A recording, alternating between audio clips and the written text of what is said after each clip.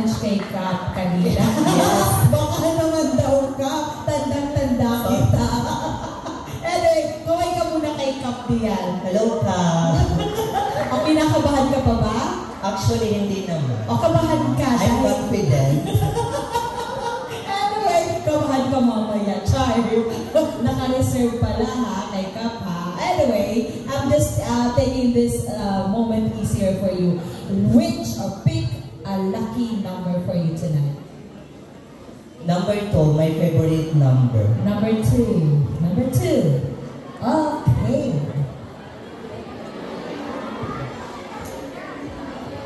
Hayaan niyo po ako ipaliwanag sa aking opinyon, sa aking sariling opinyon. Ang pinapakita sa larawan na ito ay naglilinis. Bilang isang tagapangalaga ng inang kalikasan, ang inang kalikasan na ito ay nilikha ng buong may kapal. Kaya pahalagahan natin ang ating inang kalikasan. Dahil naniniwala po ako na ang inang kalikasan ay nagbibigay ng ating makakain sa pang-araw-araw at nagbibigay ng hangin at tubig. Ay nagbibigay ng hangin at tubig. Ika nga sa Genesis 1, talata 1 hanggang 31. Ito ay nilikha ng buong may kapal. Ito ay nilikha ng buong may kapal ng kalikasan. Kaya't natin pahalagahan dahil naniniwala po ako, ito ay ating ipagmalaki upang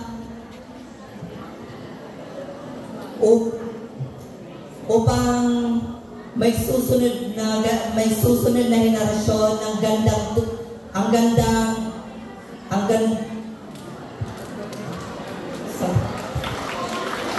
because kaya natin pahalagahan natin ang kalikasan because always remember this, nurture our nature for the next generation. Kung ang kalikasan magbalos, tiyos kita gabos. Thank you and good evening.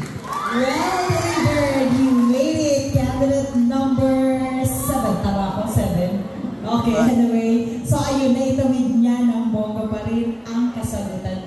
Hello. Tol, kumusta tayo? Okay, how are you doing tonight? Kinakabahan ba? Sakto lang. Sakto lang. All the way from Irusin. Am I right? Palikod tayo.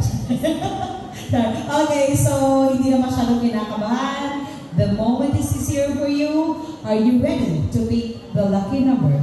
Yes. Okay, so please do so. Which number do you prefer? Number 5. Number 5, sir. Number 5.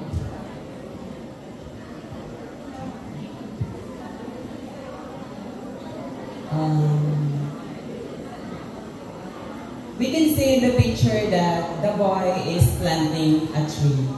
And as someone who's in love of taking care of our mother nature, as an advocate of ecological integrity, I never lost the apathy of knowing what is happening in our society. We all know that if we don't take care of our nature, we can experience climate change, deforestation. Therefore, I am encouraging everyone here, not just all the old, but also the young people, to always calculate to our mind that we should always clean our surrounding and plant trees in order for us to prevent landslide. Because without nature, we can't live. But the nature can live itself. And I thank you. Well said then, candidate number 6 as a true nature advocate. Thank you. Hello, huwag kang kabahan. Sila ang kinakabahan sa'yo. Hindi halata. Okay, inhale. Mamatay ako noon. Ayan, huwag kinakabahan ka pa. Medyo konti na lang. Okay na tayo, Tol. Okay na. Okay na tayo, Tol. Okay, so wala ka nang pagpipilian. Dalawa na lang yan. I think I will choose number 6. po. Number 6, your favorite number. Oh, dahil kinakabahan siya, hindi na daw siya kinakabahan. Sir, and our base is ready. Go ahead. Okay, ang nakikita po natin dito, camaraderie, sportsmanship. Ako po ay isang assistant coach at isang volleyball player. Napakaganda po sa mga kabataan na nakikita sila naglalaro at naiiwasan ang mga droga, mamasamang gawain.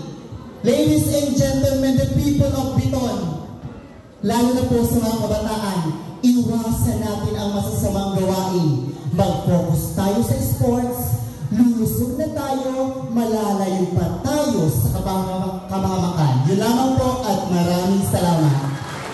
Oh, diba? Well said, candidate number 7. Halatang balibulista dahil kumukumpas ka ng bongga. O, diba nga? Shout out sa ating mga volleyball player. Hello. Oh, okay ka na. Well, I'm doing good and I'm so much happy. Thank you so much for the warm welcome. Barangay Tito Nagalianes. Okay. Ikaw ba yung Eva dahil kanina? Ay, hindi yun yung isa, no? Okay, ikaw yun si Eva. Wala ka ng pagpipilian dahil isa na lamang ang natitira. So, I think you're ready to answer the picture analysis. Number 3, sir, please reveal.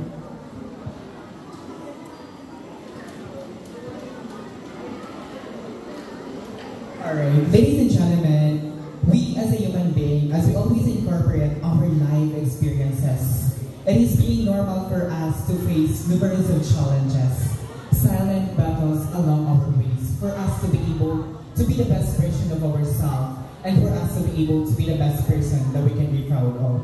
Ladies and gentlemen, this picture shows a group of children who is actually a member of the church, that is actually a member of the church. I believe, ladies and gentlemen, that these children is a representation of hope in our community. These children will actually a future of our community. If these children take education, then definitely we can be able to create a progressive and healthy community that we live in.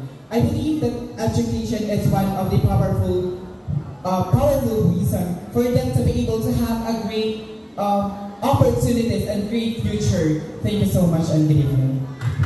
Well said. Well, delivered candidate number 8. All our 7 candidates are witty, with grace and confidence in answering our preliminary question and answer portion. There is still more as we go deeper to the flow of the program. Meanwhile, let's have another audio-video presentation.